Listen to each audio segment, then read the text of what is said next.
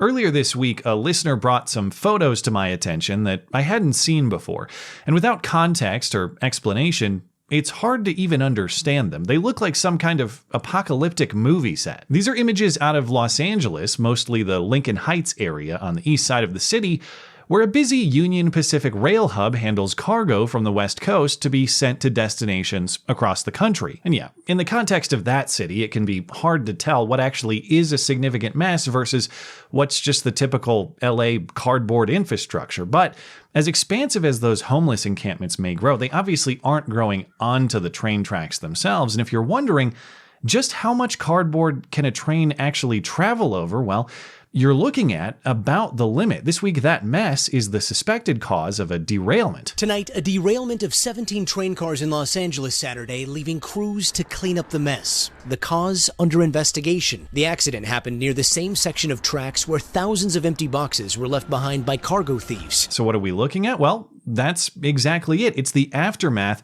of criminal operations revived from yesteryear. The good old-fashioned train robbery, minus the legend and glamour of the Wild West. Except, as the movies depict back then, the robbers had to do the hard work of actually slowing and stopping the train, but in the modern context, a combination of the infrastructure, the city's layout, and assistance from crime-friendly politicians does all that hard work for them. This particular stretch of tracks isn't just carrying a high volume of cargo, but a dense urban center means travel at slow speeds. And tracks below street level provide cover for opportunistic thieves. So this isn't some stop the train, hold the conductor hostage situation. This is just hop on the moving train with a bolt cutter, pop the containers open and see what sort of loot you can grab and take it home to enjoy for yourself or resell it for a profit. And of course, that's what really drives the scale here. It's not just that a guy who wants a new TV can snag one for himself. It's that when property crimes like this are decriminalized or unprosecuted or otherwise dealt with lightly, it creates criminal enterprise. It creates an entire industry. And so you get the crime on an industrial scale, producing its own industrial waste. Union Pacific, the railroad company, released a statement and issued an open letter to LA County District Attorney George Gascon, saying that UP has experienced a 160% rail theft increase over the last year. That increase is 365% dating back to October 2020. They now average 90 containers compromised per day. Losses over that last year total $5 million and counting. In many cases, thieves take goods to vans or trucks parked nearby for quick transport, often to be resold later for a personal profit. It's on such a scale that even the miraculous recall-evading governor Gavin Newsom has to address it. And so he took a photo op this week to clean up the mess that he himself has so diligently helped to create, bringing an important message with him. Oh, sure, this does look pretty bad, but please be nice to the gangs who are doing this. This is not one-off. This is organized theft. These are organized gangs of people that are coming at, and forgive me for saying gangs. I know that's not a pejorative. They're organized groups of folks. A lot of these folks are arrested as if they're individuals that are not connected to the whole. Well, first of all, it is not a pejorative term. Gangs are exactly what these people are. By specific definition, they are an organized group of criminals. That is what gang means. But second, pejorative language is what they deserve, and much worse. In fact, being too nice to them to even describe them with contempt is exactly why this situation is as bad as it is. But beyond the politically correct description of the problem, Gavin and California have but one solution to solve it, and it's the same solution they propose for every problem they see that never actually solves a single one of them. Just throw money at it. At this event, Gavin pledged an additional $255 million in state grants to local law enforcement agencies to help combat the problem, among other spending and state agency expansions. But it's not an issue of law enforcement agencies being underfunded, at least strictly or primarily.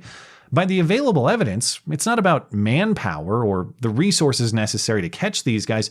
They are known to law enforcement. They are often arrested, as we've seen, They're often caught on camera committing these crimes, not just by witnesses, but by professional news teams too. And on top of police forces, Union Pacific has called in the Pinkertons on this one already too, expanding their own private security force to deal with the issue and make arrests in partnership with local and state law enforcement. Union Pacific says they've arrested dozens of criminals, over 100 when counting the arrests by local law enforcement as well.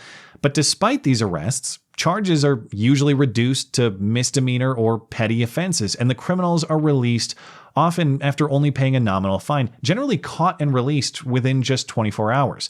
That means law enforcement encounters the same criminals multiple times, and those robbers are often so emboldened they brag to police that nothing will happen to them, and sure enough, nothing does. And these crooks don't just have allies within the prosecutor's office, they have allies within the media as well. If you read the New York Times coverage of this story, you're supposed to believe it isn't because of light or absent prosecutions, it's because of what else? Coronavirus and economic inequality. So say the sources quoted in the Times, including an LAPD officer and a college professor. It's a perfect storm of COVID. People are losing their jobs. There's a lot of homelessness right now. A lot of individuals are facing financial challenges. And yet a labor shortage has every business storefront posting a help wanted sign in the window. Even if these people are financially desperate, why aren't they desperate enough to work an honest job? What explains the decision to victimize others instead of work honestly, other than there's no incentive to be honest and no punishment for crime? And even if the desperate do deserve a break, at what point does this habit become undeniably criminal in intent? At the scale this crime has reached, these are business operations, not a desperate man stealing a loaf of bread to feed his starving family. Even if you want to argue not all, surely at least some are deserving of serious charges and punishment. And yet, Union Pacific says to date, despite all of these thefts on the multi-million-dollar scale, despite the dozens of arrests,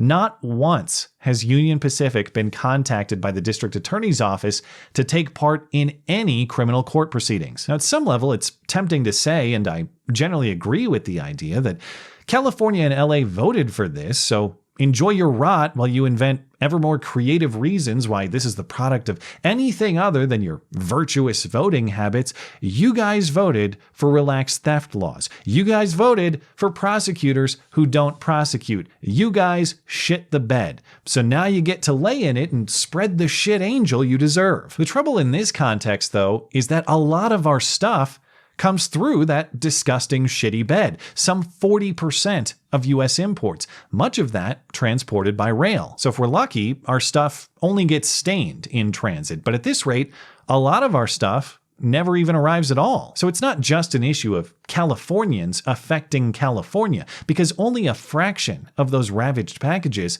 are supposed to stay there. They're supposed to get to you, they're supposed to get to me, and everybody else across the country. UPS, FedEx, and other carriers are currently talking about diverting rail transport away from this particular area and from LA in general. But that isn't a great solution. You can bet that'll come with increased costs passed on to you and me, consumers in other places who had no part in the decision making, yet now bear the costs of coddling these criminals. The policy decisions and the excusing of criminals by one state is holding consumers and lawful transactions in other states hostage. And yeah, I'm just as skeptical of the Department of Justice and the FBI and the rest of the feds as anybody else. I'm not saying they obviously would effectively put a stop to this nonsense, but I gotta wonder, for a department that otherwise shows no shyness about its priorities and supposed achievements, where is the DOJ or the FBI press conference about this problem? Because unless I'm missing something, Merrick Garland hasn't said a damn thing about it. Christopher Wray hasn't said a damn thing about it. The selectively heavy-handed feds are totally absent on this one. Angry parents protesting racial indoctrination at the school board meeting. That is a federal priority. Cooking up flimsy sedition charges in an election year. That is a federal priority. Organizing an all but faked gubernatorial kidnapping plot for the last election year. That was a federal priority. The Fed flexibility to stretch for their political priorities is infinite. but their reach to defend your simple property rights, one of the most basic concepts of law and justice across state lines, which is their legal domain, is none. It's just another reflection of the same fundamental problem. What's the reason that California prosecutors don't deal with it? Political preferences beyond the rule of law. What's the reason that the Department of Justice doesn't deal with it? Political preferences beyond the rule of law, which frustratingly doesn't leave the rest of us a lot of options. For the rest of us at the mercy of these criminals, working within that reality presents no viable solutions. We can hope for California voters to fix it, but that's never going to happen. They'll vote for their own mass suicide, as long as it has a D next to it. Or we can hope that one of these robbers wears a buffalo outfit or an anti-CRT t-shirt, and then finally the feds swoop in and crack down. They're both nonsensical approaches, but certainly no less sensible than thinking a sudden revival of the rule of law is likely to happen anytime soon. If the train robberies aren't an obvious indicator, a return to Wild West lawlessness is probably much more likely. So get your cowboy hats and your ammo belts now. Well, at least some of the packages are still getting delivered. Thanks as always for listening and for supporting this channel. Always appreciate that thoughtful discussion down below, and especially over on Minds. That is at ML Christiansen. You're always welcome to coming out and chatting my live streams. Those are linked down in the description. Looking forward to it. Goodbye.